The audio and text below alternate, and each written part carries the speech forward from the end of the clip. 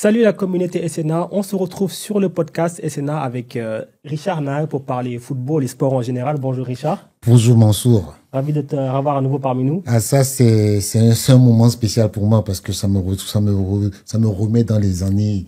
Tu connais? Oui. Voilà. Donc on va parler de pas mal de choses, d'autant plus qu'aujourd'hui on a un invité particulier qui est très intéressant.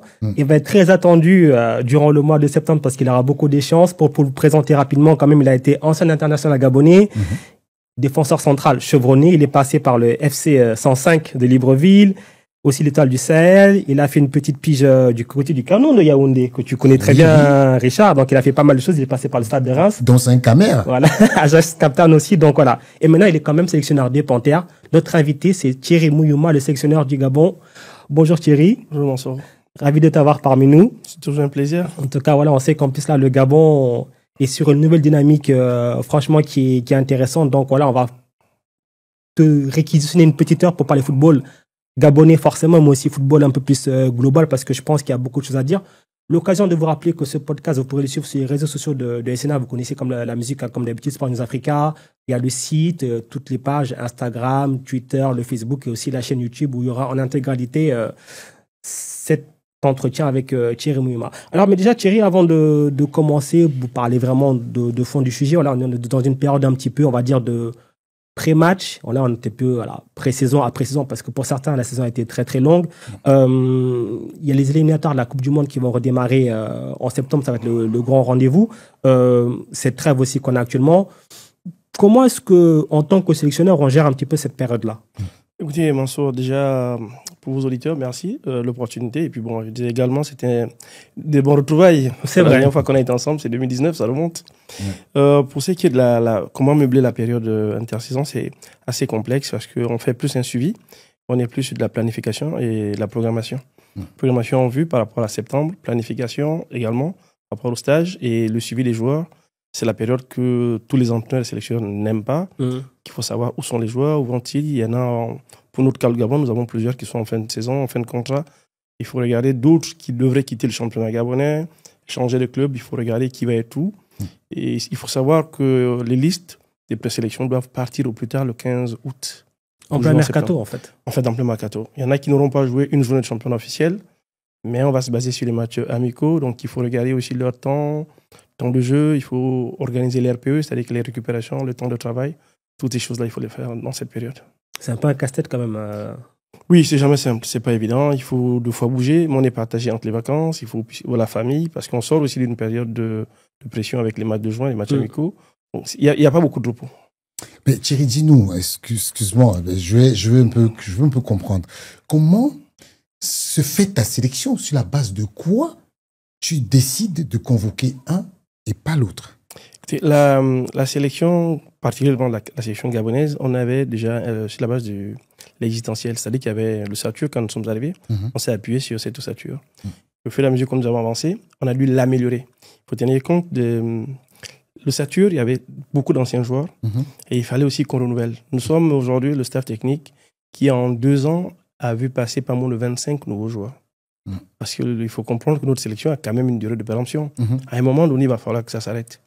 Et il faut déjà introduire certains jeunes. Et le dernier stage du mois de juin, nous avions 12 joueurs de moins de 20 ans. Donc ça veut dire quelque part que nous préparons déjà l'après, les trentenaires qui sont là. Il faut préparer aussi les sélections de moins de 20. Parce que, comme vous le constatez, il n'y a plus beaucoup de footballeurs gabonais au niveau international. L'une des solutions serait de passer par les sélections de U20, la CAN U20, la Coupe du Monde U20, ensuite les U17. Ça, c'est un peu le projet qui est le nôtre au niveau du staff technique, qui a été validé par le président de la Fédération gabonaise de football. Mais quelle est la place du joueur? Parce qu'aujourd'hui, il se pose un problème. On constate que les joueurs du championnat local ne sont pas... C'est un problème commun à toutes les nations. Les championnats locaux, quelle est la place du joueur gabonais qui joue au Gabon dans l'effectif des Panthères? Écoutez, il est primordial de poser cette question. Et ceux qui nous regardent ou ceux qui suivent un peu le championnat gabonais constateront qu'il y a 10 ans en arrière, il n'y avait plus de joueurs locaux en équipe nationale. Là, sur le stage du mois de juin, on avait 9. Au mois de mars, on en avait 5. Et les 5 ou les 9 sont tous repartis avec le le statut d'international. C'est-à-dire que nous leur avons donné la place de jouer. Parce que réellement, au Gabon, il y a des très bons joueurs, mais ils ont quand même souffert d'une période de 2 ans où il n'y avait pas de championnat. C'est ça. C'était pas évident. Donc nous sommes arrivés, on s'est battus côté de la fédération, la Ligue nationale demande au ministère de faire démarrer le championnat. C'est encore ce que nous demandons maintenant. Parce qu'il est important de savoir qu'il y a 2 équipes qui vont participer à la compétition africaine, à savoir Manga Sport et 105. Et que sans championnat, on ne peut pas rappeler les garçons en équipe nationale. Et le championnat est une alternative réelle pour pouvoir convoquer les joueurs. Parce que tous ceux qui sont en Europe, on est content qu'ils soient ici, mais ne font forcément pas l'affaire en équipe nationale. Donc il est important de signaler que le championnat regorge des talents, mais ces talents ne demandent qu'à être regardés à l'international. Alors, on va, avant de rentrer plus en détail justement sur l'aspect des joueurs et tout ce qui va avec la gestion des joueurs aussi, parce que sélectionneur, c'est surtout gérer un groupe, on va revenir un petit peu sur votre parcours et votre arrivée au sein de la sélection. Vous êtes arrivé, pour vous, c'est une première en tout cas d'être sur un poste aussi exposé. Comment s'est passée votre nomination? Parce que quand Patrice Neveu s'en va, il y a beaucoup de monde qui a annoncé. Comment se fait le choix d'un technicien local? Parce que souvent, au Gabon, c'est rare qu'il y ait des sélections. Il y en a eu quelques-uns, mais souvent on a pris des sélectionneurs étrangers. Comment ça se fait que finalement c'est le nom de Thierry Mouyouma qui a été préféré par la fédération? Il faut savoir qu'au Gabon, en termes d'entraîneur local, il y a eu que le défunt personnel, Alain Dacosta, qui nous a amenés en quart de finale en 96. Ça remonte quand même. Donc aujourd'hui, je suis le 2e entraîneur local qui reste sur contrat. Les autres sont arrivés 2 fois pour faire un intérim. Mais comment j'arrive là? En fait, c'est la volonté. C'est une double volonté, celle du chef de l'État à l'époque, qui était la transition, et le président de la fédération. Le président de la fédération disait qu'il était temps pour lui, et il avait même déjà suggéré avant, qu'il fallait qu'on ramène un Gabonais. Et le chef de l'État voulait nationaliser le poste aussi. Et à ce moment, ils ne font pas l'appel à la candidature parce qu'ils veulent des profils, ils ont des profils dictés. Et nous rentrons les dossiers, donc il y a des dossiers je pense que nous sommes 3 Gabonais. Et là, sur les 3 Gabonais, je pense que je suis le seul qui avait la licence A. C'est très important. C'est qui est très important sur le continent. Et ensuite, le profil. Je sortais d'une expérience au Burkina, donc je m'étais familiarisé un peu avec l'international, hormis le fait que j'étais un joueur international. Mais il y avait aussi, ils ont personnalisé le poste. Ils voulaient un profil atypique qui pouvait résoudre certains problèmes sur le plan disciplinaire et organisationnel. Justement, on va revenir sur le côté disciplinaire parce qu'il y a beaucoup de choses qui ont été dites dessus. Mais déjà, moi, je veux savoir, juste, quand on est sélectionneur, entre guillemets, estampillé local, qu'on a été ancien international de cette sélection, est-ce qu'on a plus de pression? Je pense qu'à la base, tous les sélectionneurs ont la pression. Oui. Mais quand on est local, on a encore plus de pression parce que, comme dit déjà l'adage, on n'est pas prophète dans son pays. Il faut dire ça. Puis, vous subissez des pressions de foi, de famille, de relationnel, d'amis, parce que les gens qui vous croisent ou qui vous connaissent estiment que vous pouvez appeler leur neveu, vous pouvez appeler son fils, vous pouvez appeler votre cousin. Donc, c'est vraiment... Vous connaissez la famille africaine. On vous le fait, ça, encore? Oui, ça existe. Ça existe encore. Mais bon, heureusement pour nous, on a les coups des franches. On a la liberté de choisir qui on veut en fonction des profils que nous recherchons. Mais justement, Mansour, moi, la première conférence de presse que j'ai vue de Thierry Mouyouma, je l'ai trouvé droit dans ses bottes. Et je voulais lui demander d'où lui vient sa confiance. Et justement, quand on voit un peu Thierry Mouyouma, je fais une petite anecdote. Moi, j'ai regardé la première conférence de presse, j'ai regardé son premier match avec le Gabon. J'ai compris que voilà, c'est quelqu'un qui a quand même la tête sur les épaules et qui sait où il va. Je vais lui demander, mais d'où lui vient cette confiance-là? La confiance vient de je savais que j'ai confiance en moi déjà, au départ. Je sais où je vais, je sais aussi d'où je viens. Et ça me permet d'être en confiance et mettre beaucoup de respect. Et je suis quelqu'un de très discipliné dans tout ce que je fais, même avec mes rapports avec les autres. Donc, en venant en équipe nationale, je pense qu'autour du mois de mai ou avril 2023, j'ai réuni mon staff. On était sur un projet de reprendre un club un peu sur le continent. Et là, je leur dis, on devrait repartir. Qui repart avec moi? Parce que j'étais au Burkina avec mon assistant actuel, Cédric Moubamba. Et j'ouvre la porte aussi de l'équipe nationale. Je leur dis. Et même quand je suis parti du Burkina, je disais aux dirigeants, je fais 2 ans de club. Un projet, c'est parti sur les sélections. Et donc là, je leur dis, on peut se préparer. Il faut qu'on essaye de regarder les joueurs. Qu'est-ce qu'ils font de bien en club et pas bien en équipe nationale. Regarder les profils. Et on s'était attardé sur un profil atypique, celui de Mario Lemina. Donc on a fait une fixette dessus, on s'est dit, regardez ce qu'il arrive à produire en club. Il est stratosphérique, il fait tout. Et en sélection, on pense qu'il joue un peu en deçà de ce qu'il pouvait faire. Qu'est-ce qui peut entraîner une telle irrégularité? Et on a fait ce profil, on en a fait 2 ou 3 autres.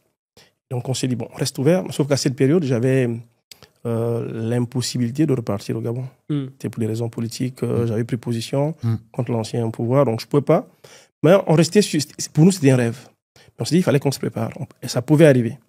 Ensuite, quand c'est arrivé, on ne s'est pas posé la question de sur quoi commencer. Ouais. On savait que la première chose, il fallait régler le problème disciplinaire en équipe nationale. Parce que les qualités, la qualité intrinsèque, les joueurs l'avaient. Quand vous parlez de Pierre-Emerick Aubameyang, nous, on ne va pas se permettre de l'apprendre à jouer au football.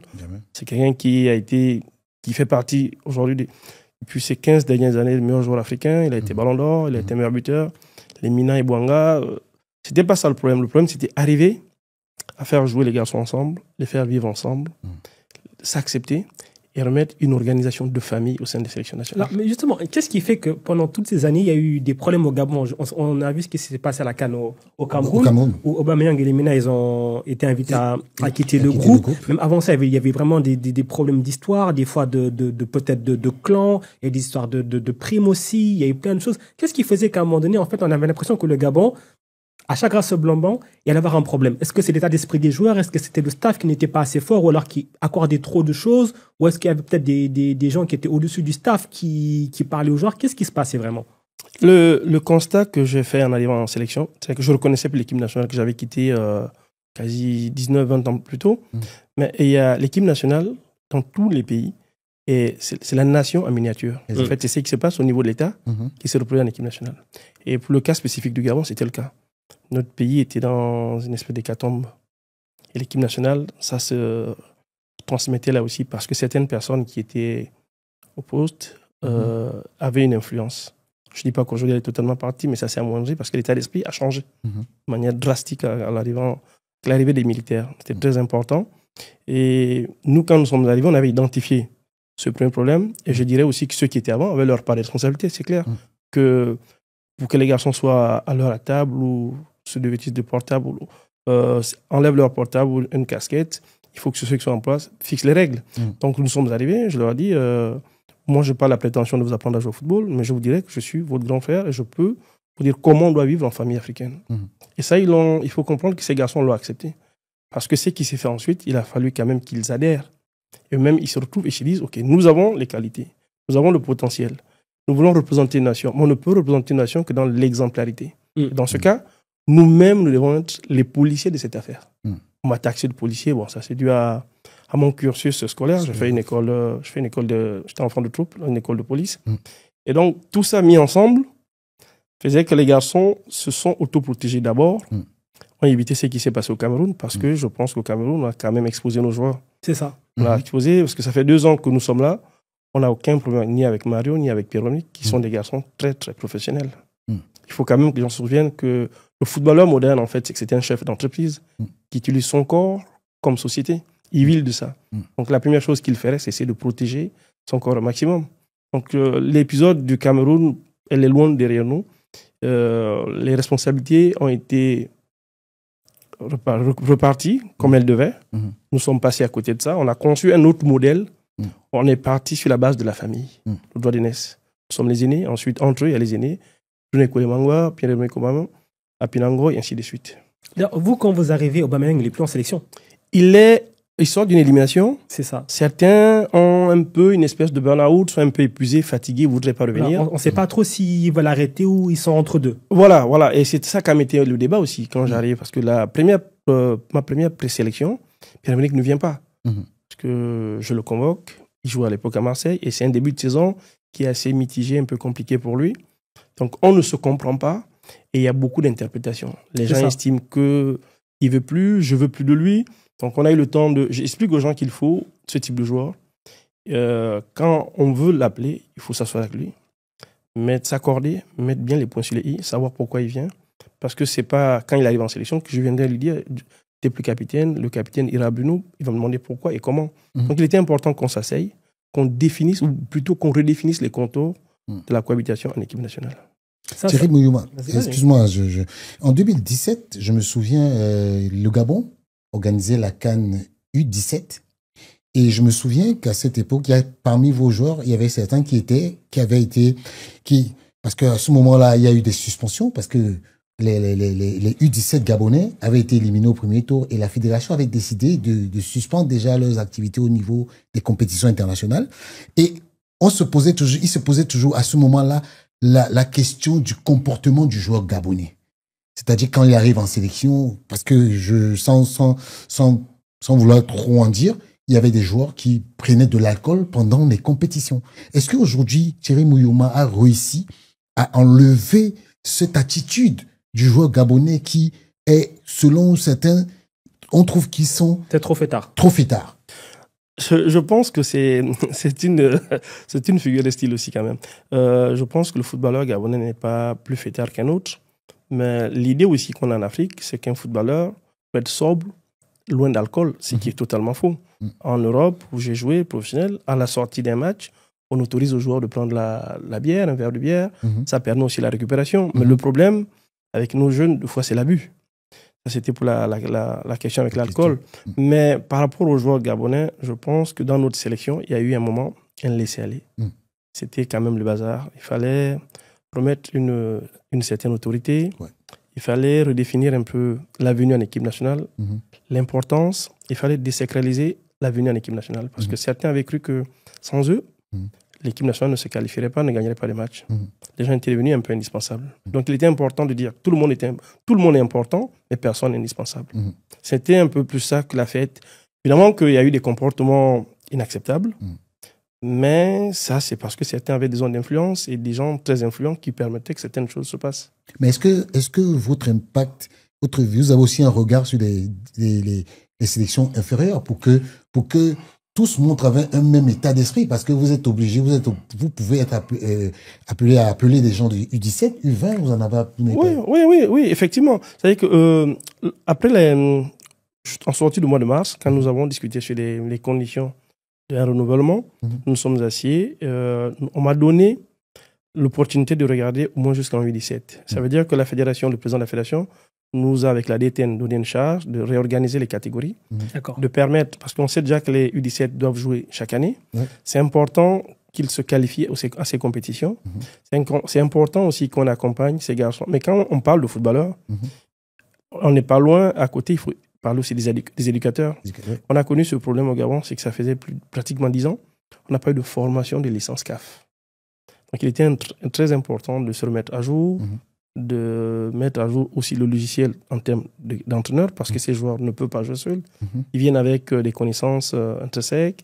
C'est à nous, les entraîneurs, de tamiser, de trouver les bons profils. Est-ce que nous sommes dans du profilage? Est-ce que nous sommes que dans de la qualité intrinsèque? Est-ce que nous sommes dans du jeu stéréotypé ou du jeu individualisé? Il est très important que les entraîneurs aussi soient capables de regarder en fonction aussi des réalités gabonaises. Parce qu'un footballeur en équipe nationale du Gabon, avec les qualités qui sont les nôtres, on ne peut pas jouer comme on jouerait au Cameroun, parce que ce n'est pas les mêmes aptitudes, ce n'est pas la même morphologie, ou on jouerait au Nigeria ou au Burkina Faso, par exemple. D'ailleurs, justement, rentrons sur le thème de la philosophie de jeu, parce que c'est vrai qu'au début, beaucoup vous ont mis cette casquette un petit peu, justement, vous avez dit de policier ou de père fouettard, mais Thierry Muyoma, c'est un sélectionneur surtout avec peut-être une philosophie et des aspirations.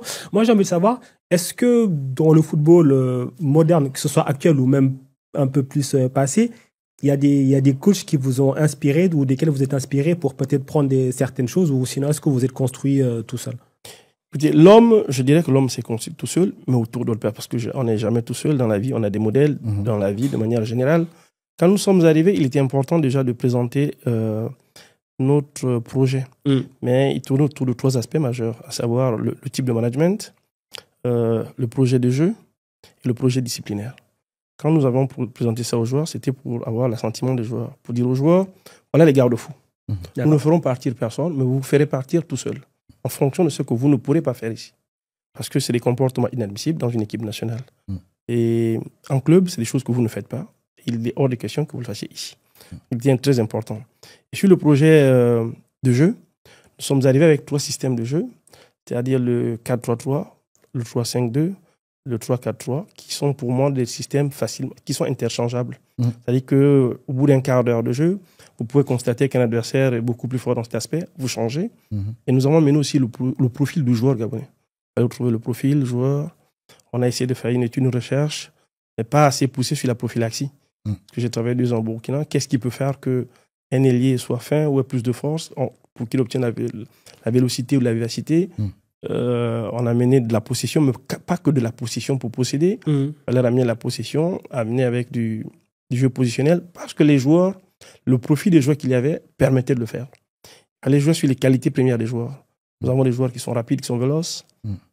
Donc on pouvait se mettre sur des pertes de balles basses, se retrouver en 6-7 secondes dans la défense adverse.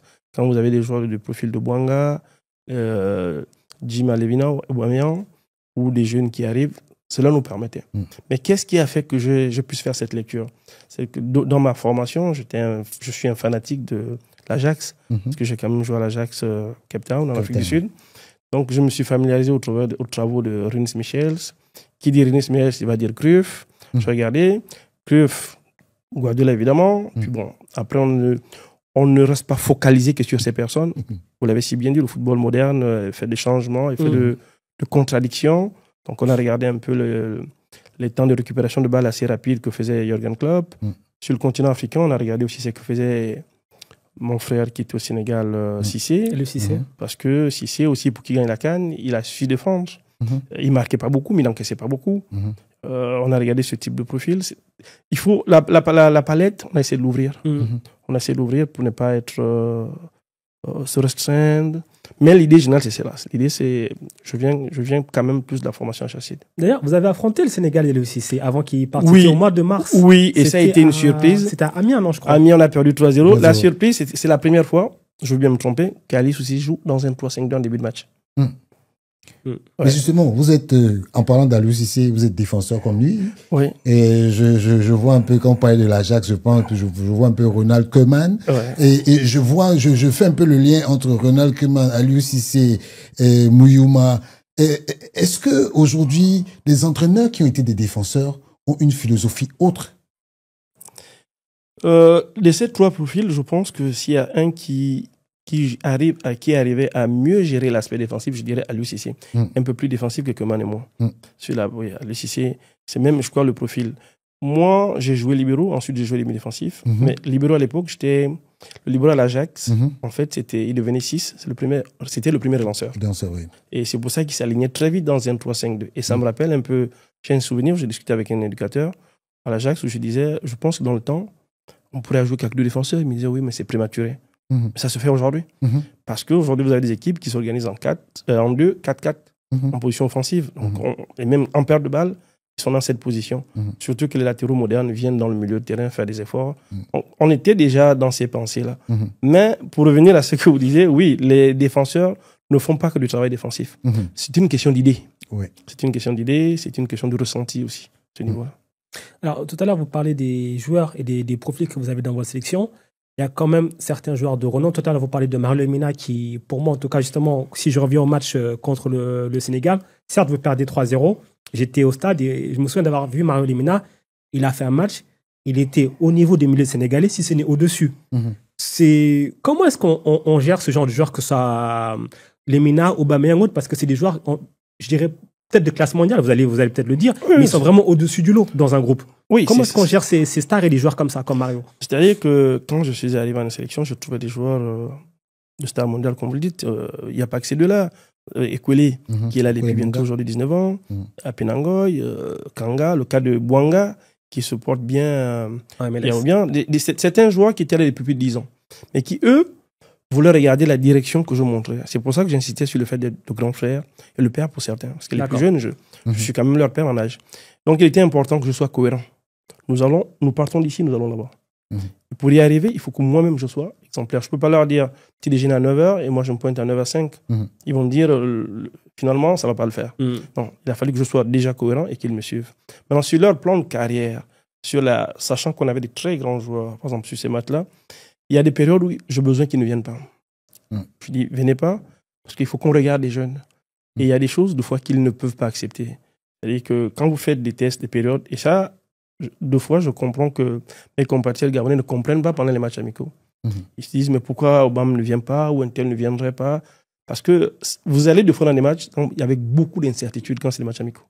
Quand vous devez faire tourner, faire jouer 25 joueurs, et que vous avez 8 changements, 7, vous faites entrer des jeunes, Un grand joueur peut s'impatienter. Un grand joueur ne peut pas comprendre qu'il accepte un peu de perdre de fois en match amical. C'est souvent difficile. Donc, il faut faire cette balance. Alors, du coup, est-ce que ça, vous l'expliquez au grand public lors des conférences de presse ou autres? Est-ce qu'aussi, comment vous l'expliquez aux joueurs, lui dire, je ne vais pas te sélectionner parce que je vais peut-être tester des choses comme ça et du coup, c'est mieux que tu restes en club? Ben ça, généralement, vu qu'on échange beaucoup, on a une relation de confiance. Je leur dis, je vous donne du temps de repos. C'est très important parce qu'il y a la répétition des matchs, il y a les voyages. Je ne t'appellerai pas, je prendrai un jeune parce que nous sommes dans la recherche de profil. Eux aussi, ils ont besoin de savoir que demain ou dans un match, ils sont dans une période, le jeune qui va rentrer est qualitatif. Et donc ça, ils le comprennent. Maintenant, le grand public, quand nous faisons les conférences de défense de liste de convoqués, nous le faisons, nous le disons. Nous expliquons que cette équipe nationale on aurait dû commencer à la changer un tout petit peu, introduire de nouveaux joueurs. Sauf qu'il n'y avait aucun joueur du championnat national depuis plus de 5-10 ans. Pas de jeunes. Donc ça veut dire qu'on se fermait la porte au renouvellement d'effectifs plus tard. Mais ça, nous le disons, faute n'est pas de le dire. Le problème, c'est que certains attendent deux fois qu'on appelle le joueur qu'ils veulent.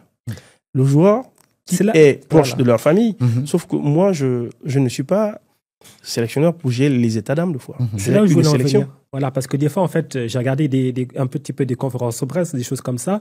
Des fois, on vous demande pourquoi un tel, pas un tel, pourquoi un tel est plutôt qu'un tel. On a l'impression qu'en fait, que vous devez plutôt justifier de certaines choses qui paraissent des fois évidentes plutôt que de parler peut-être de fond ou alors des fois aussi essuyer des attaques un petit peu personnelles.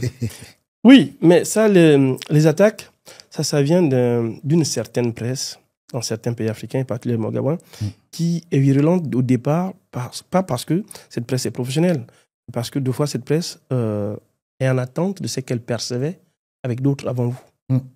Et ça se transmet de manière différente, vous comprenez? Et il y a certains joueurs, comme je disais tantôt, on a eu besoin à un moment de désacraliser au niveau de la convocation au sein de l'équipe nationale. En novembre 2023, première sélection match officiel Coupe du Monde, nous avons le joueur qui sont en retard de 4 jours en équipe nationale. Wow. Il était important de leur dire stop, repartir dans vos clubs, parce que la fédération a la responsabilité, vous convoque, il faut repartir dans vos clubs. Pourquoi? Juste pour qu'on joue sans vous. Ça, c'était l'affaire Kanga Guelor, notamment. Non, ça, c'est l'affaire. C'était après. Ça, c'est l'affaire Ibrahim et Aaron Boupenza. Oui. Voilà. Il était important qu'on joue et qu'on gagne sans eux. Vous comprenez? Les gens n'ont peut-être pas perçu cet impact. C'est-à-dire qu'il y avait un gros risque. Premier match de Thierry Mouma officiel, Coupe du Monde contre le Kenya et le Burundi. Vous gagnez avec les joueurs, ils restent dans leur position. On peut toujours se le permettre. Vous gagnez sans les joueurs, ils se posent la question, tiens, ils ont joué sans nous, comment ils vont se comporter? Et là, 20, le prochain stage qui est au mois de mars, match amicaux, vous les appelez toujours pas. Et vous venez au mois de juin, toujours sans eux, mais l'équipe se porte bien. Et l'équipe arrive même à se qualifier sans eux. Seulement, l'état d'esprit change. C'est inverse. Ils se disent, tiens, si nous, on ne fait pas ce qu'il faut, a fortiori, on pourrait faire les choses sans nous. Vous voyez là. Mais il était important qu'on arrive à ce stade. En fait, c'est les résultats qui ont réussi à vous donner raison et à peut-être les faire revenir. Oui, c'est-à-dire que certains connaisseurs comprenaient notre démarche. Oui. Mais tout sélectionneur a besoin de résultats pour asseoir sa philosophie, asseoir ses idées. Et justement, quand vous parliez de nos collègues qui ont une certaine attitude, je me souviens qu'il y a eu une affaire entre vous et un journaliste gabonais.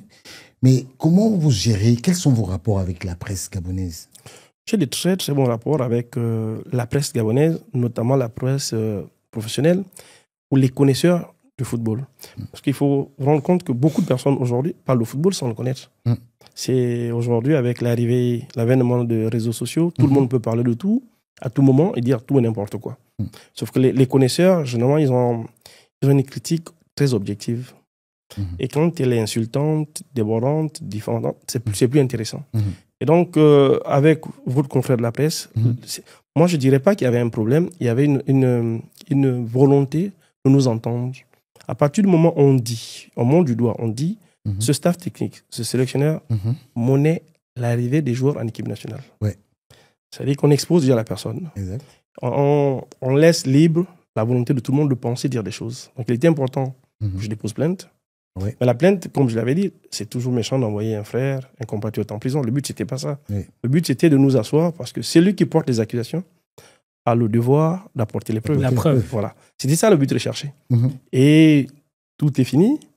On a pu régler le problème en famille. Ils avaient des preuves de ça? Il n'y avait pas parce que c'était une histoire montée par un autre qui lui avait d'autres raisons. Ouais. Et l'autre, donc celui avec qui je suis parti, pour ne pas les citer, Frem, avec qui on a des très très bons rapports, on s'appelle les temps et autres, qui a compris d'ailleurs.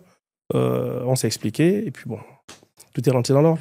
Alors, moi j'ai une question par rapport à ça. Est-ce que c'est le genre de choses que... Là, je vais entrer dans un débat un petit peu... on va dire coach local, coach étranger, les fameux sorciers blancs et autres. Est-ce que c'est pas le genre de ce que vous avez peut-être des fois vécu par moment, c'est pas le genre de choses qu'une certaine presse fait subir à un coach local, mais qu'elle ferait pas subir à un coach étranger, européen ou autre? Oui, effectivement, je suis d'accord avec vous. Mais ça, c'est déjà notre mentalité africaine à la base. On est friand de ce qui vient de l'Occident. Moi, j'étais dans certains pays, l'Afrique de l'Est, où quand vous aviez un meuble fait localement, qui a été dévalorisé par rapport au meuble qui arrivait de l'Europe. Ouais, et on l'appelait même, le nom de ce meuble, c'est Vieux d'Europe ou un truc comme ça. Donc on est un bourgeois. C'est le venant. Voilà. Venant. Ouais. Et donc au niveau des entraîneurs, ça existe, mais ces entraîneurs aussi qui arrivaient d'ailleurs, ils avaient compris la manipulation qu'il y avait autour, l'achat de conscience, ça existait. Nous avons un exemple patent de déstabilisation de l'équipe nationale, c'est l'équipe de la Guinée, qui était en phase de se requalifier. Mais l'équipe de Guinée, la CAN en Côte d'Ivoire, peut donner cher à cette sélection de passer le premier tour parce qu'elle était dans un groupe compliqué. Kaba a réussi à faire un travail exceptionnel, fantastique avec cette équipe, mais qui est en reconstruction. Et j'ai pour l'habitude de dire qu'en équipe nationale, on n'entraîne pas que sur les bases de ses connaissances technico-tactiques. Il faut beaucoup de nationalisme, il faut connaître l'environnement, il faut beaucoup de sociologie. Et je pense que Kaba, par exemple, avait compris cette sélection. Il est parti, ils ne se sont pas qualifiés. On me dira, s'il était resté, peut-être qu'elle ne serait pas qualifiée. Oui, mais bon, quand il était là, elle s'est qualifiée et elle était en phase de pouvoir le faire. Il y avait une dynamique. Il y avait une dynamique qui était là, voilà. Ouais. Et donc, on souffre de ce problème parce que certains sont habitués à certaines manières que certains entraîneurs occidentaux avaient mis en place. Il faut s'acheter la paix de brave. Il n'avait pas de critiques, les mêmes critiques virulentes, il n'y avait pas. Mais le travail était peut-être deux fois en dessous ou dans l'incapacité de qualifier des sélections. Mais justement, parlons du comportement des entraîneurs expatriés. Parce qu'on a un cas patent qui est le nôtre, qui moi, je suis camerounais, mais on a un sélectionneur qui s'appelle Marc Brice et qui est irrévérencieux vis-à-vis des autorités du football de son pays. Est-ce que ce pareil comportement, vous, en tant que sélectionneur, vous pouvez vous le permettre? Écoutez, sélectionneur, c'est un homme. C'est un homme qui vit dans une société avec les gens où des règles sont établies, où il y a des hiérarchies faites. Pour le cas précis du Gabon, je pense que non, ça ne pourrait pas se faire avec ce président, Pierre-Alain Mungengui, qui au départ est un père de famille, est un grand frère en âge. Donc on a déjà ce respect dû à l'aîné, mais aussi à le respect dû à l'autorité, les présidents de la fédération. C'est ce qui me gêne un peu avec la situation du Cameroun. On peut, au président Eto'o, on peut lui reprocher beaucoup de choses. Effectivement, il n'est pas parfait comme nous tous, comme tous les humains, mais hiérarchiquement parlant, c'est le président de la Fédération camerounaise de football, autant pour moi. Et sur ce point, la fédération est l'organe technique, le représentant du football. Il y a peut-être le ministère qui est au-dessus, qui est la tutelle, mais la force revient à la fédération. Donc, c'est des comportements qu'il ne pourrait pas faire dans son pays, mais qu'il se permet. Ça, c'est gênant. Ça, c'est gênant. On voit tous les choses, on lit. Certains qui arrivent même à cautionner, mais moi, je ne peux pas le comprendre. Je ne peux pas le cautionner. Et Théo a quand même payé le droit, en tant que joueur de football, a payé le droit. Je ne parle pas des dirigeants, je parle en tant que footballeur. Parce qu'il faut quand même qu'on se souvienne que le Cameroun, le très grand Cameroun qui a gagné les derniers CAN avec Eto'o, Mboma et les autres, c'était des très très grands joueurs. Et aujourd'hui, le Cameroun souffre aussi un peu de ça. Il n'y a plus ces grands joueurs qui avaient beaucoup de caractère, beaucoup de force, ils sont partis. Maintenant, peut-être que c'est l'idée de tout, reconstruire ce type d'équipe. Il faut que celui qui arrive dans ce village comprenne et l'accepte. Mais justement, en tant que futur adversaire du Cameroun à la CAN, est-ce que ça vous plaît la situation? Parce que vous pouvez profiter du désordre ambiant dans l'équipe pour justement damer le pion à cette équipe. Nous, on a la volonté, nous prenons les matchs, les périodes, les unes après les autres. Aujourd'hui, nous sommes vraiment concentrés sur septembre. Ensuite viendra le temps, on regardera comment on sera après septembre. Il y aura octobre, ensuite il y aura le match amicaux de novembre. Mais notre volonté est de passer le premier tour. Nous savons que nous avons le Cameroun, nous avons la Côte d'Ivoire et le Mozambique, que nous ne négligeons pas. Ces équipes sont 3 grandes nations qui étaient à la dernière CAN, nous n'étions pas. Donc il est important pour nous de revenir faire ce qu'il va falloir faire à cet instant précis. Pour l'instant, nous restons focus sur le mois de septembre. Alors, sélectionneur, c'est aussi un rôle un petit peu de prospection de joueurs parce que vous avez un groupe, mais forcément, vous cherchez toujours à le renforcer et surtout, comme vous l'avez dit, à le rajeunir parce que vous avez beaucoup de trentenaires. Déjà, d'une, j'ai envie de savoir comment se passe la prospection pour aller démarcher, entre guillemets, j'aime pas trop ce mot-là parce qu'on dirait que c'est un club, mais c'est un peu ça. Ça y ressemble. Ça y ressemble. Démarcher certains joueurs pour qu'ils rejoignent la sélection. Et aussi, ça c'est la première question. Et surtout, ensuite, est-ce que l'environnement qui est actuellement au sein de la sélection du Gabon, ça vous facilite la tâche pour justement quand vous allez le démarcher? Oui, il faut dire que l'environnement actuel, la qualification à la CAN nous facilite un peu le travail. Mais il faut savoir que il y a aussi une partie administrative qui peut être un peu complexe de temps à autre. Parce que nous, on remonte l'information à la fédération qui, elle, remonte au ministère. C'est différent. Les gens, de fois, font des comparaisons avec l'Europe. C'est le raccourci facile. La France a fait ceci. Oui, mais la France n'a pas le même pouvoir économique. La sélection gabonaise n'a pas le même pouvoir économique que la sélection française. Donc, nous, on dépend beaucoup du ministère de la jeunesse et des sports, donc l'État. Nous déposons un projet et des périodes bien définies pour aller scruter, regarder les joueurs. Nous avons un représentant, celui qu'on appelle un référent Europe, qui regarde, parcourt, nous envoie et nous avons aussi un analyse donnée qui regarde un certain nombre de joueurs. On donne une tranche d'âge pour l'équipe nationale. Pourquoi la tranche d'âge? On sait bien qu'un 18 ans peut jouer en équipe nationale, mais il y a le problème du vécu. Parce qu'en sélection, on joue plus sur les détails, on ne joue pas comme en club. Et quand ce travail est déjà fait, on se déplace, on va à des endroits précis, voir le joueur, discuter. Quand il est binational, on vend un peu notre projet, on vend le pays, on joue sur son côté nationaliste. On a eu ce problème avec un joueur de nationalité camerounaise, Gabono-Camerounais Franco, qui était à Glagbar, je pense même qu'il est blessé. Je profite, Nathan Goumou, qui je souhaite un prompt rétablissement. On était dans une discussion de ce genre où nous, on souhaitait qu'il vienne au Gabon parce que sa maman est gabonaise et son père est camerounais.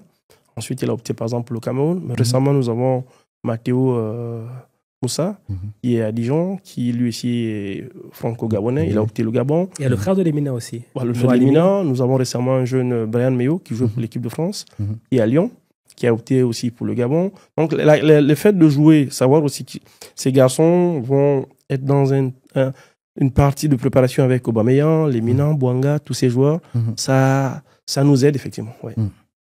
Alors, vas-y. Moi, je veux me projeter un petit peu sur les prochaines échéances. Il y a quand même la plus grande pour l'instant, ça va être la CAN. Vous le disiez tout à l'heure, vous êtes le deuxième sélectionneur gabonais, en tout cas le deuxième gabonais en tant que sélectionneur à qualifier le Gabon pour la CAN. Vous, ce sera votre première CAN, votre première grosse compétition continentale. Ouais. Est-ce qu'il y a un petit peu d'appréhension à y aller ou alors pas du tout? Oui, effectivement, il y a de l'appréhension. Moi, j'ai fait la CAN de 2000 en tant que joueur. Maintenant, repartir comme entraîneur, c'est aujourd'hui la première des choses qu'on se demande, c'est la CAN aujourd'hui a quand même changé, il faut savoir. Là, aujourd'hui, on peut passer avec 3 ou 4 points. Mais c'est pas surtout ça qui nous préoccupe aujourd'hui, c'est de savoir comment on va aborder le pré-match et dans quel état d'esprit, quelle période de préparation.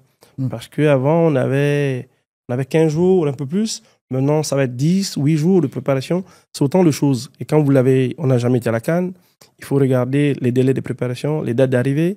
Il faut prendre en compte le climat. On va être en plein hiver. Donc, ce sont ces détails de novices qui m'habitent, qui me préoccupent à moi et à mon staff. Mais nous savons, au niveau de l'état d'esprit, quand nous aurons trouvé la bonne stratégie, je pense que sur l'état d'esprit, il n'y a aucun souci. Notre objectif est de passer le premier tour. Et pas plus pour l'instant. Parce que...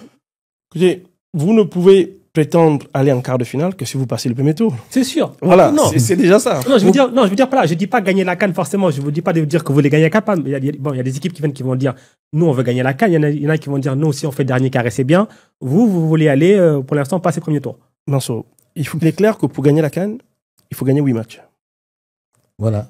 Il faut gagner 8 matchs. Ça, c'est notre calcul. C'est le même calcul que nous faisons pour la Coupe du Monde. Pour aller en Coupe du Monde, en juin, j'ai dit à mes joueurs, j'ai dit à la presse locale, il faut qu'on fasse une série de 7 victoires. Oui. Pour l'instant, nous en avons fait 3. Il nous en faut 4. Pour la CAN, c'est pareil. Vous voulez la gagner, il faut qu'on gagne 8 matchs. En fait, Donc, tous les clubs, tous les pays qui vont à la CAN veulent la gagner. Il n'y a pas un pays qui va commencer à gagner un match et qui va refuser de gagner.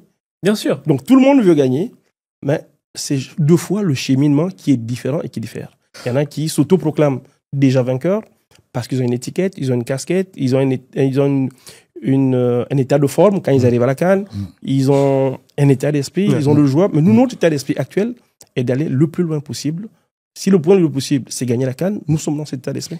Mansour, quand je lis un peu le mindset de Thierry Mouyouma, je me rends compte que il veut nous dire qu'il va gagner la CAN, mais il est un peu, il ne veut pas créer le déluge parce qu'il sait très bien que s'il dit aujourd'hui qu'il va gagner la CAN, ça va faire un tollé au Gabon. Oui, justement, les gens ne se souviennent que de vos mots. C'est ça. Et pas de vos actions. Et c'est ça le problème aujourd'hui. Les gens ne se souviennent que de mots et pas de vos actions. Et comment vous faites? Parce qu'entraîner, être sélectionneur ou joueur, il y a au quotidien des difficultés que vous pouvez rencontrer dans le parcours, que les gens ne connaissent pas ou ça n'intéresse personne. Et donc, venir au mois de juillet, dire que nous voulons la gagner, je pense que c'est un peu, c'est fort de café, c'est déplacé. Mais monsieur Mouyouma, on vous connaît, c'est vrai qu'on connaît on sait que vous êtes quelqu'un de pondéré, de calme, de prévoyant.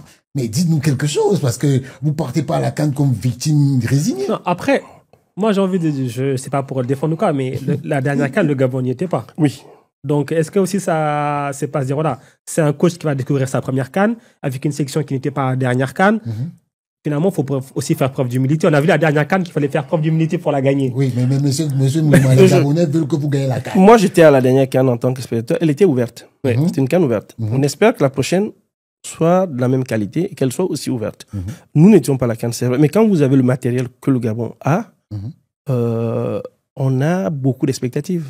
C'est-à-dire que quand nous ne sommes pas une équipe, quand vous avez regardé certaines nations, mais sans manquer de respect à certaines équipes, aller en quart de finale, aller en demi-finale avec des joueurs qui ne sont pas du calibre de certains de nos joueurs, vous vous dites, on peut le faire.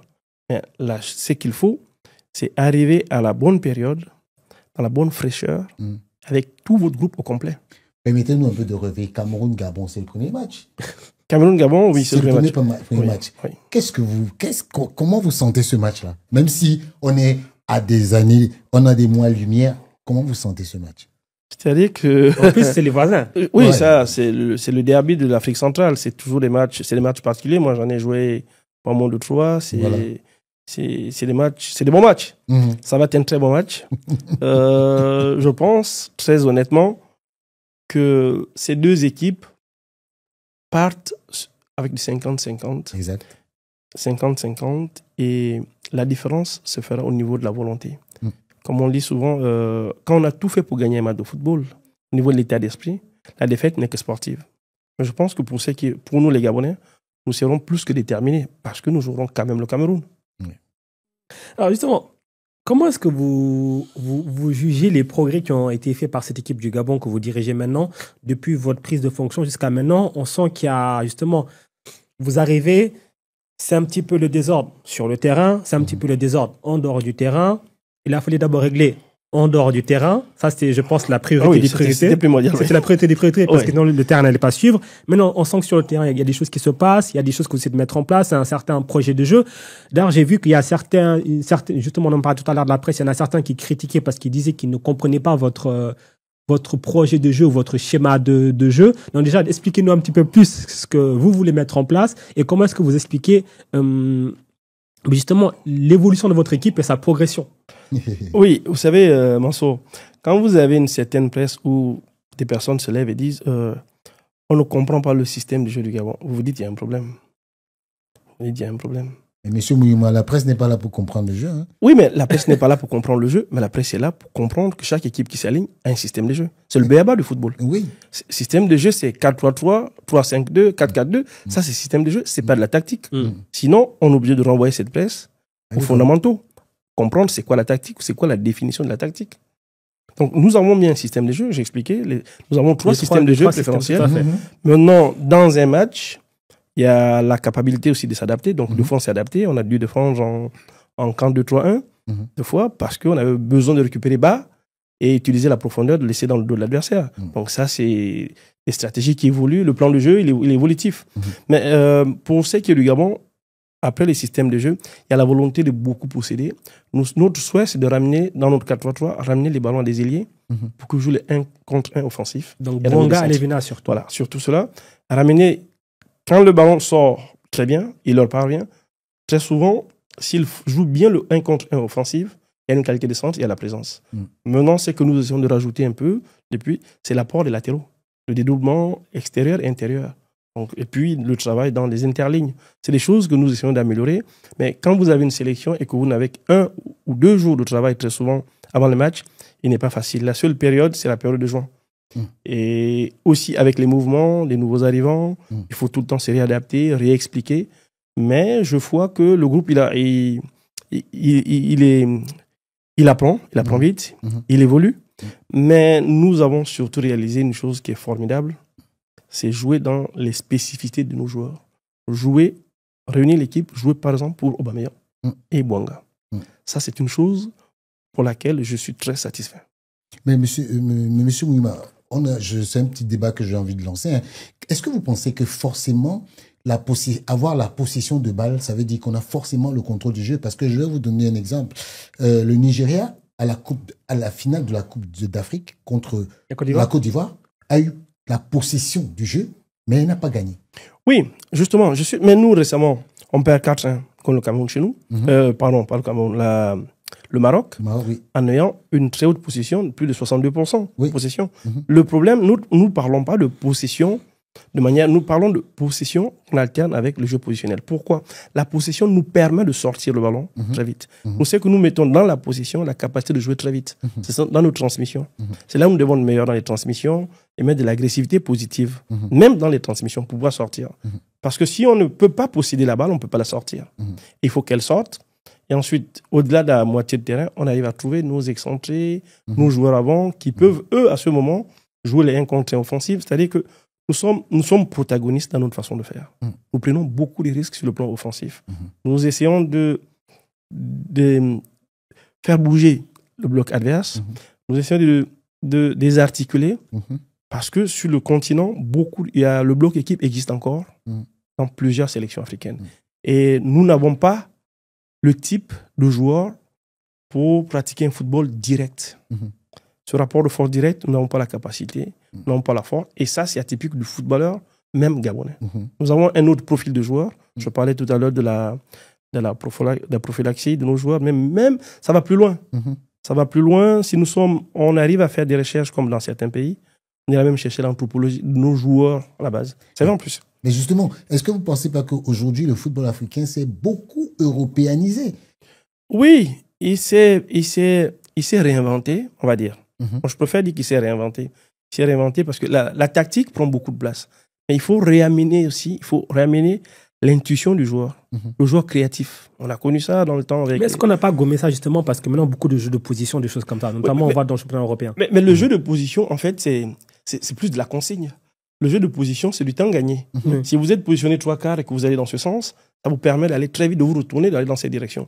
Le jeu de position aujourd'hui ne vous impose pas, vous arrange, vous donne le sens même. Le jeu de position, pour moi, c'est comme un coup de la route. C'est du giratoire. Celui qui arrive à la priorité, on va aller là-bas, il faut se mettre comme ça. Après, c'est la créativité qui reste l'élément déclencheur dans une phase autant offensive que défensive. Nous avons perdu les défenseurs à l'ancienne. Des gens qui voulaient aller au duel, qui gagnaient les terres, qui sautaient. Aujourd'hui, certains défenseurs vous servent qu'à sortir un ballon. Et dans le jeu défensif, agressivité positive, il n'y en a plus. C'est pour ça que je suis d'accord quand on dit qu'on a perdu un peu de notre côté africain. Il faut retrouver ce qui a fait, par exemple, la force de ce Cameroun des années 90, du Nigeria. Il y avait les Rigobertson, Raymond Kala, tout ça. C'est autant de bonnes choses qu'il faut pouvoir retrouver dans nos sélections. Mais est-ce que ce serait possible de les retrouver à laquelle, vu qu'on voit que quasiment beaucoup de joueurs sont formés dans le même moule? Les défenseurs, maintenant, c'est justement sortie de balles, construction, des choses comme ça. Mais ça aussi, ça vient du fait que 95% des sélections jouent avec des joueurs qui jouent en Europe. Ça, c'est un problème. C'est un problème. Et c'est en partie pourquoi nous, au Gabon, nous demandons qu'il y ait le championnat national. Nous nous appuyons sur des joueurs du cru, qui, eux, sont encore un peu... C'est pas méchant ce que je veux dire, brut. Dans le sens où ils ont leur qualité intrinsèque qui est encore là. Et c'est très important. Ça apporte une qualité. Mais justement, on continue un peu le débat. Moi, je vois un joueur comme Nuno Mendes du PSG, qui est en même temps, qui a des capacités défensives et des capacités offensives. Est-ce qu'aujourd'hui, on peut trouver un joueur gabonais qui réunit ces deux qualités-là? Oui, oui. Dans le poste, par exemple, de Lyon, nous avons le jeune Ekomi, qui est Angers, qui est un joueur qui joue sa qualité première, la force et la puissance.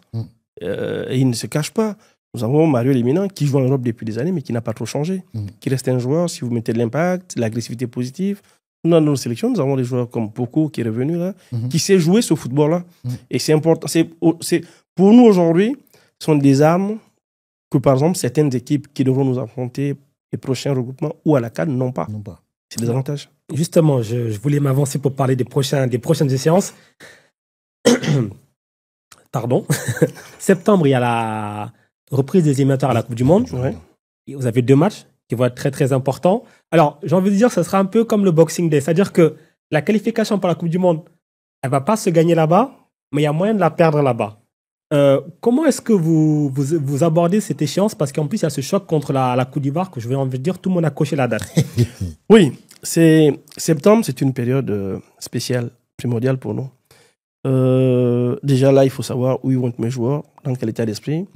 Ceux qui n'ont pas encore des clubs, qui n'ont pas repris avec certains clubs, qui sont encore tout seuls, il faut qu'on le sache assez vite. Mais je pense que d'ici la fin juillet, on sera fixé là-dessus. Ensuite, septembre, il ne faut pas occulter le premier match.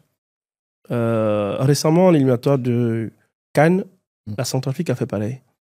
Elle devait jouer les Lesotho avant le Gabon, mais elle a dit, nous on va au Gabon pour gagner. Donc, il y avait les Lesotho avant. Il y avait les Lesotho avant. Et résultat des courses, elle perd, et puis bon, le Gabon se qualifie de manière directe.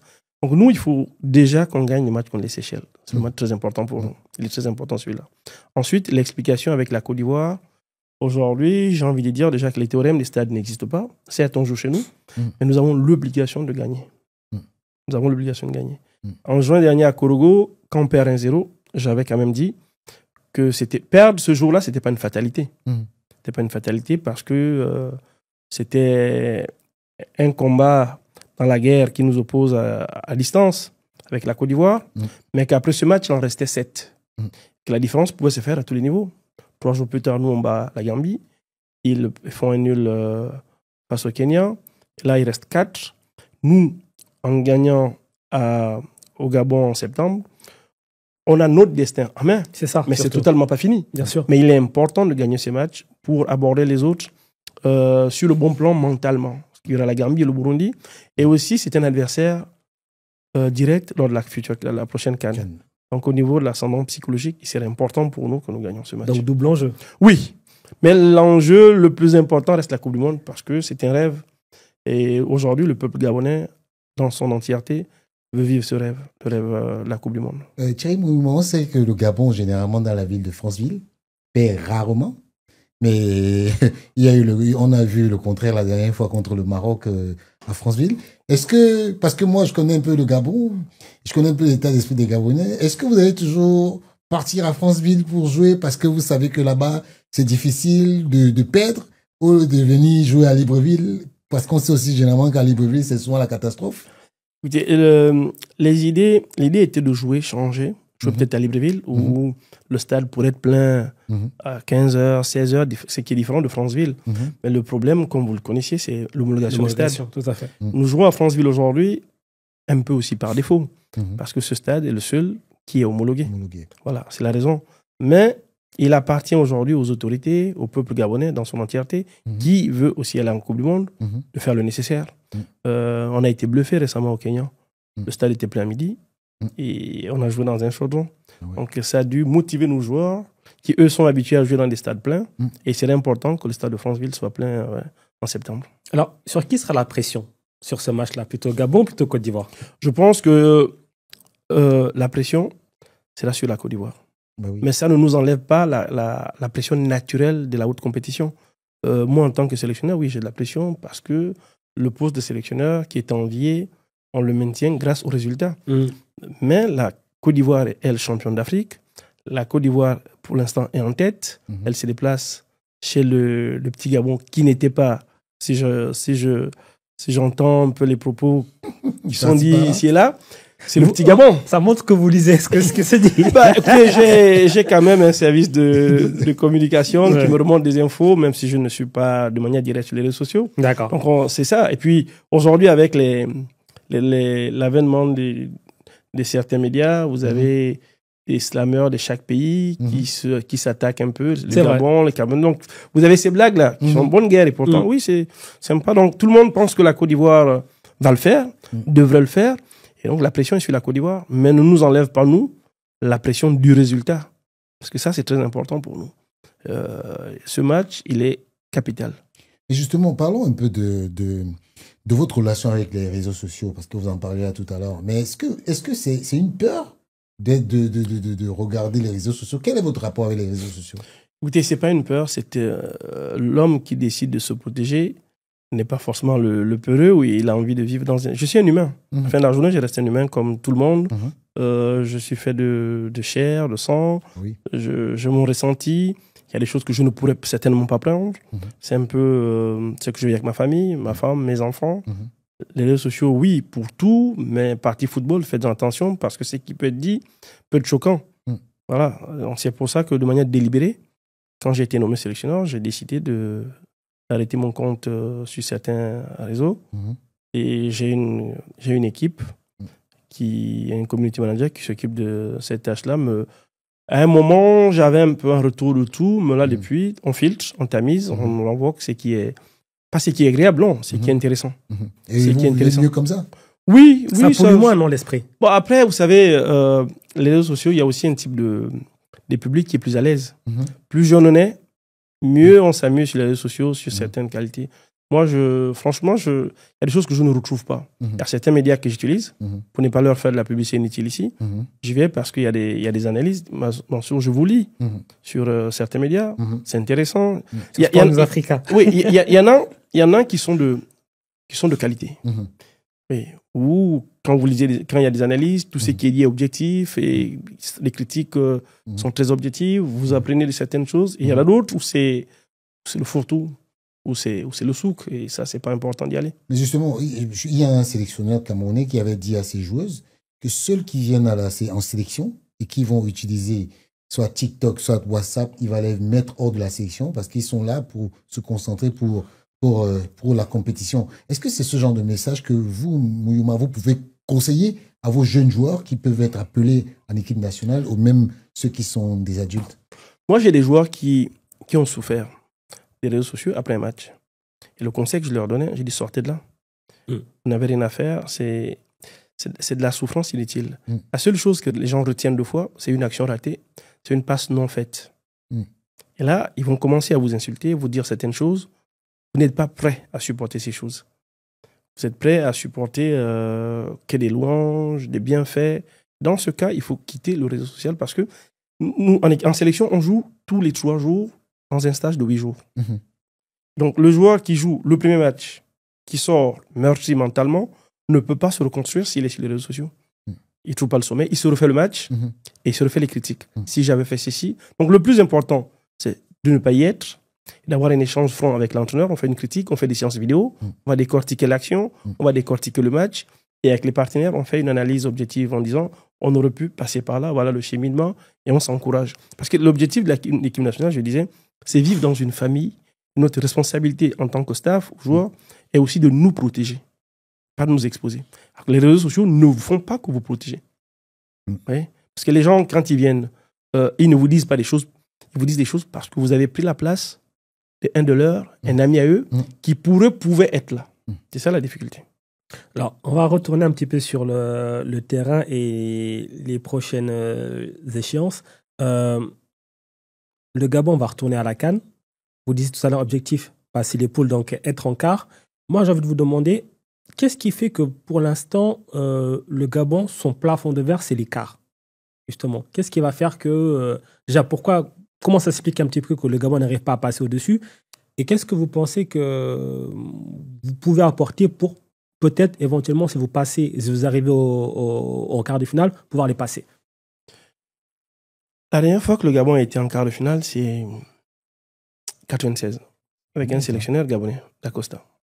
Donc ça veut dire que lui, il avait trouvé les mots justes, il avait trouvé la bonne stratégie, et fait la meilleure sélection possible.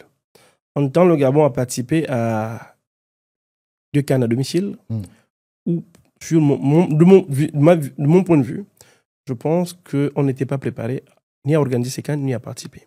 Parce que certains pays qui organisent la CAN s'appuient sur 2 choses essentielles.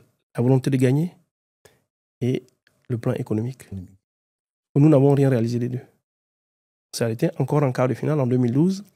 Et en 2017, ne même pas passer le premier tour, ce qui est inadmissible pour un pays organisateur. C'est vrai. Je ne dis pas que c'est impossible, ça ne doit pas arriver, mais c'est inadmissible avec le groupe qu'on avait. Donc là, vous avez quand même le discours, la teneur du discours et des propos, je pense.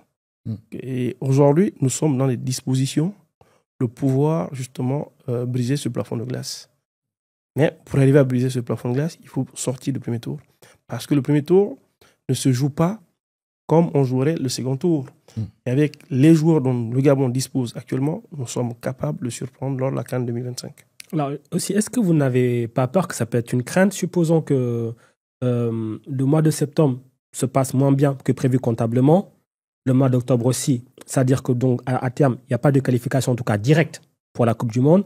Est-ce que ça peut casser la dynamique en vue de la CAN ou est-ce que vous avez vraiment dissocié les 2 compétitions? Oui, ça c'est... Quand vous faites un plan, un projet, vous avez le plan A, le plan B.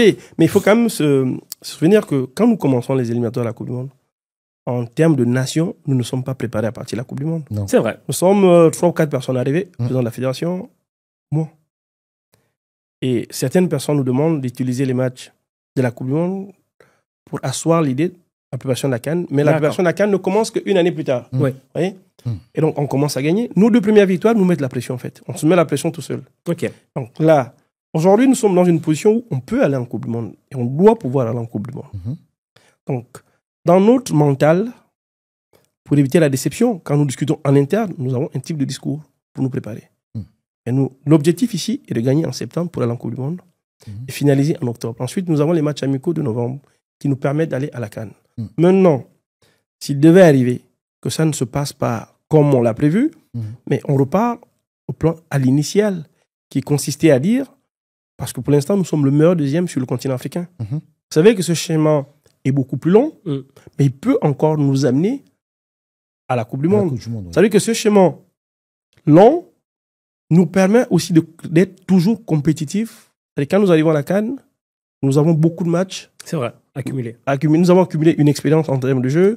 Nous avons accumulé des automatismes et de temps de jeu que nous n'avons en réalité pas souvent dans les regroupements.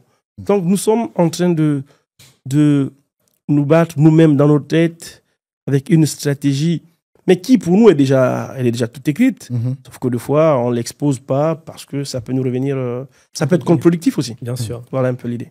Alors quand même c'est vrai que le Gabon en Coupe du Monde, ce serait fou, honnêtement. Je pense que quand vous disiez tout à l'heure que vous étiez juste quelques-uns à y penser, à y rêver, quand vous en parlez entre vous, peut-être vous êtes dit, les gens vont nous prendre pour des fous. Les gens nous ont pris pour des fous. Les gens nous ont dit, on n'était pas là. Déjà, on n'était pas à la CAN 2021. Qualifions-nous pour la CAN, c'est le plus important. On dit, oui, mais qualifions-nous pour la CAN. Vous voyez? Mais c'est un rêve. C'est un rêve. C'est un rêve. Et nous voulons maintenant que ce rêve devienne réalité. C'est symbolique. Mais voir le drapeau gabonais qui flotte à la Coupe du Monde, c'est quelque chose. Mais Thierry, au vu des préparations du mois de juin, j'ai vu quand même que le Gabon avait une très bonne base. Est-ce qu'on ne peut pas, en tant que sélectionneur, vous ne pouvez pas partir sur cette base d'état d'esprit de l'équipe pour que d'ici septembre, que vous gardez un peu le même groupe pour qu'il y ait une cohésion au niveau du jeu, au niveau de l'état d'esprit d'équipe? Est-ce que c'est envisageable? Oui, vous faites une très bonne lecture de ce que nous... Et ça me... Il faut l'intégrer dans le staff. Non, c'est pas qu'il faut l'intégrer. Il faut éviter qu'il donne ça au Cameroun. Oui. Non, mais c'est vrai que c'est notre ossature. C'est notre ossature. C'est notre base de travail couramment, j'appelle, c'est notre matrice, celle-là. Et là, il faut rajouter les joueurs qui n'étaient pas. Pierre Aubin n'était pas. Mario n'a pas participé parce qu'il fallait qu'il se repose. Aaron Pinangoy, donc il y a certains joueurs qui devraient revenir, réintégrer ce groupe pour nous permettre d'être compétitifs au mois de septembre. En tout cas, on aura compris, le mois de septembre s'annonce chaud. Ah ouais. Pas qu'au Gabon d'ailleurs, parce qu'il y a beaucoup de chocs en Afrique. Ah oui, il y a oui, beaucoup de chocs. Il y a le Cap-Vert contre le Cameroun. Exactement, mais on dirait pas comme ça, c'est une grosse affiche. Il y a le l'Égypte, fameux- je pense qu'il y a l'Égypte, Burkina. Oui, mais après, bon, l'Égypte, ils ont un petit matelas d'avance quand même. Il y a le RDC Sénégal aussi, Sénégal, qui va être, Sénégal, ouais. qui va être pas mal au stade des Martyrs. Ouais. En tout cas, mais du coup, nous, on vous souhaite bon courage. Sachant Merci. que, bah, au moins, la CAN, ça, c'est validé. Mhm. Il reste quand même, peut-être, j'ai envie de dire, le plus beau rêve, parce que quand même, je pense qu'en étant Gabonais, avoir joué pour le Gabon, être sélectionneur du Gabon, qualifier son pays pour la Coupe du Monde, franchement, on va faire une petite statue. S'il ne faut pas une petite statue, en tout cas, ils vont vous respecter. La dernière fois, Stèle. mais je pense que j'aurais été peut-être que dans un autre pays, les choses se passeraient différemment. Forcément. Après, je ramène pas très souvent cette qualification. Je sais qu'on a fait des comparaisons avec le père d'Acosta, mais je pense que c'est un groupe qui s'est mis à travailler ensemble et les joueurs qui ont pris conscience de leur potentiel aussi. Ces joueurs qui ont un potentiel et qui, à un moment de leur vie, se disent on va peut-être partir à un moment, l'équipe nationale, qu'est-ce qu'on laisse en réalité? C'est vrai. Est-ce qu'il faut qu'on... Parce que quand vous avez ces joueurs, aujourd'hui, c'est leur défi d'aller en Coupe du Monde. C'est surtout quand vous avez ce regard, quand vous croisez leur regard, vous avez un état d'esprit qu'on met ensemble, on a nos retours, donc nos échanges. Aujourd'hui, nous sommes... tout est positif, les feux sont verts. Maintenant, ça reste du football. Ça reste du football. Ça va se jouer sur le terrain. C'est sur le Thierry, terrain. moi, je voulais aborder un petit dernier pan. C'est la dernière question. C'est la dernière question. C'est vrai que c'est un événement qui n'est pas heureux, qui est peut-être malheureux, parce qu'on sait que Aaron Boupinza, il est parti. Et on connaissait un peu votre relation, un peu très conflictuelle avec lui. Est-ce qu'aujourd'hui, vous n'avez pas de regrets par rapport à votre relation avec lui? La première chose, vous savez, les mots, ils ont leur importance. Je n'avais aucune relation conflictuelle avec Aaron, personne n'aime. Au contraire, pas plus tard qu'hier, j'ai discuté avec une amie qui est une ancienne footballeuse de l'équipe nationale, qui est instructeur, qui m'avait appelé à une période et Aaron était passé par elle. Et donc elle m'a appelé parce qu'il l'appelait maman. Et elle, heureusement pour elle, elle a encore été dans son téléphone certains échanges. Je lui disais, j'avais demandé à Aaron une chose, c'était de présenter des excuses à l'équipe nationale. Quand nous sommes arrivés, notre projet, c'est restauration de l'institution équipe nationale, pas Thierry Mouillement. Et il devait le faire. Et ensuite, 20 mars, avril, où sa vidéo qui a fait. Mais après, on s'est expliqué. Moi, je suis une personne, je l'ai eu au téléphone. Quand il y a eu certaines histoires, avec des steps et toutes ces choses-là, je l'ai eu. Je l'ai eu via d'autres personnes, certaines personnes de son ancien club, via cette dame, qui est mon amie. J'avais de temps à autre, mais de manière indirecte. Comme avec Ibrahim Don, je leur avais dit, je ne vous appellerai certainement pas là en juin. Je vous appellerai quand l'équipe nationale aura besoin de vous. Et quand vous serez disposé à rejouer sous moi, en faisant ce qu'il faut. Et on s'était accordé là-dessus. Sauf que 2 fois, certaines personnes ont récupéré des choses qu'ils ne comprenaient pas. Le fait que je ne sois pas allé lors de son hommage ne veut pas dire que je n'étais pas attristé, que je ne souffre pas. Aaron, c'est un garçon qui est parti trop tôt à 28 ans. 28 ans, ouais.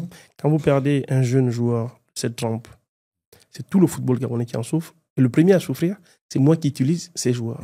Les gens me diront, oui, mais vous n'étiez pas en train de l'utiliser. Oui, je ne l'utilisais pas pour des raisons que tout le monde connaît. J'ai dit, il fallait que je désacralise l'équipe nationale, que j'appellerais les joueurs. La porte n'était fermée à personne. Que je les appellerais quand je voudrais et en fonction des besoins. Possible que septembre aurait pu être une période de besoin. Qu'est-ce que les gens savaient? Mais les gens de mon staff, ils le savent. Le président de la fédération, il connaît les besoins qui sont les nôtres. Donc, je n'ai pas voulu, moi, rentrer dans ce débat, répondre. Moi, j'ai reçu des audios ou même des échanges officiels avec certaines personnes du ministère et de la fédération qui m'ont dit la famille ne souhaite pas que le staff et le sélectionneur y soient. Qu'est-ce que vous faites? Vous respectez Vous respectez la décision? Bien sûr. Et aussi, c'est un hommage, c'est un adieu. On ne va pas venir perturber juste parce qu'on veut paraître. Il n'était pas important. Qu'est-ce que j'y gagne à y aller quand on ne m'attend pas ou aller juste créer un incident? Ce n'était pas important. Donc, ce respect, pour certains, a ressemblé à... Arrogant. Pas que de l'arrogance, ils ont même dit qu'il y avait des problèmes entre eux. Mais il n'y a eu aucun problème. C'est des garçons, je vous le dis, dans la vie, je les ai vus 2 fois. Ibrahim, je l'ai vu il y a 3 semaines. C'est la 2e fois que je le voyais. Comme je vous vois, je le serre la main. C'est la 2e fois seulement de ma vie que je le voyais. Mais je les connaissais du terrain, de très loin, et on n'avait pas ces rapports. On n'est pas dans la même génération d'âge. On n'a pas joué ensemble. On n'a pas les mêmes rapports. Ouais. Donc, on a le rapport de sélectionneur à joueur, fils à père. Parce que j'ai quasi le double âge d'Aaron. Donc, voilà. C'était... Mais on en a souffert. Ça rejoint un petit peu ce qu'on disait un petit peu en début de ce podcast, c'est-à-dire que des fois, il y a ce qui se passe, on va dire en interne, voilà, qu'on vous a fait comprendre, entre guillemets, qu'ils ne voulaient pas que les gens du stade viennent, ça, le grand public n'était pas forcément au courant. Effectivement. Et puis derrière, il y a eu l'interprétation qui dit, ah, ben ils ne sont pas venus parce qu'ils sont froids et autres. Oui, là, la semaine dernière, quand je prenais l'avion pour ici, les vacances, j'ai joué au football les dimanches, on joue avec des anciens internationaux et des footballeurs en vacances. Je joue avec un gamin. 10 jours plus tard, qui décède. On a eu un autre drame au Gabon, le joueur Kevin Bakogo, père son âme, que j'ai eu. C'est moi qui l'ai lancé en première division quand j'entraînais le football en 105. Je ne l'ai pas appelé en septembre. Il était 2e habitué du championnat. On en a fait un tollé. Mais le garçon et moi, on échangeait, on discutait. Je lui faisais un reproche sur le plan technico-tactique. J'étais connu pointe. Et c'était un profil que nous n'avons plus au Gabon. Alors là, tu te balades un peu trop et les autres, ça ne nous intéresse pas là-bas. Il faut que tu te retrouves, repositionnes. Il me dit, OK, je vais travailler. Et puis bon. On avait cette volonté d'échanger déjà, cette volonté de continuer à regarder parce qu'il est jeune, 25 ans. Mais la faucheuse est passée par là trop tôt et les gens vous diront, vous ne souffrez pas, mais bon, comment on fait pour souffrir? Il faut aller sur les réseaux sociaux, montrer à tout le monde qu'on souffre. Ouais, c'est pas que du paraître, malheureusement. Et voilà, il y a quand même des choses qui sont importantes. En tout cas, Thierry Muyuma, merci beaucoup pour ce moment accordé. J'espère que vous avez pris beaucoup de plaisir. En tout cas, ça permet d'apprendre pas mal de choses, surtout voilà, d'avoir certaines explications, peut-être parce que des fois, là, il y a beaucoup de choses qui se passent, des échanges qui sont beaucoup plus privées. Il y a beaucoup d'interprétations, de surinterprétations aussi par moment, et c'est vrai que c'est un petit peu compliqué. Mais on vous souhaite quoi? Bon courage pour septembre. Ah oui, il en faut du parce courage. Que nous, on va regarder les matchs en septembre. Franchement, septembre, moi, je vais regarder beaucoup de matchs, tous les chocs quasiment. Et Richard, nous, on se retrouve bientôt avec notre invité. Oui, mais je voulais dire un dernier mot pour l'invité, parce que je vais vous dire quelque chose, chers amis gabonais qui nous suivez. Ayez confiance en votre coach, parce que la première fois que j'ai écouté ce monsieur, je me suis dit que, en fait, dans le milieu de l'entraînement, il y a beaucoup de bluffeurs. Et j'ai vu son premier match et je me suis dit, ah, enfin, il y a un Gabonais qui a su tenir la parole aux actes. Et vraiment, sans vouloir le flatter parce qu'il est à côté de moi, peut-être pour ceux qui me connaissent et qui me suivent. Il n'a pas été rémunéré. Je n'ai pas ma langue dans ma poche. Thierry Muyuma, il ne nous a pas dit que le Gabon va gagner, mais il nous l'a dit de façon subtile. Je peux vous rassurer que je tiens parole et gardez la vidéo. Le Gabon se qualifiera pour le deuxième tour de la Coupe d'Afrique. Et peut-être que le Gabon se qualifiera pour la Coupe du Monde. Bon, on sera là en septembre, en octobre pour le voir. Nous, on donne rendez-vous pour un prochain podcast.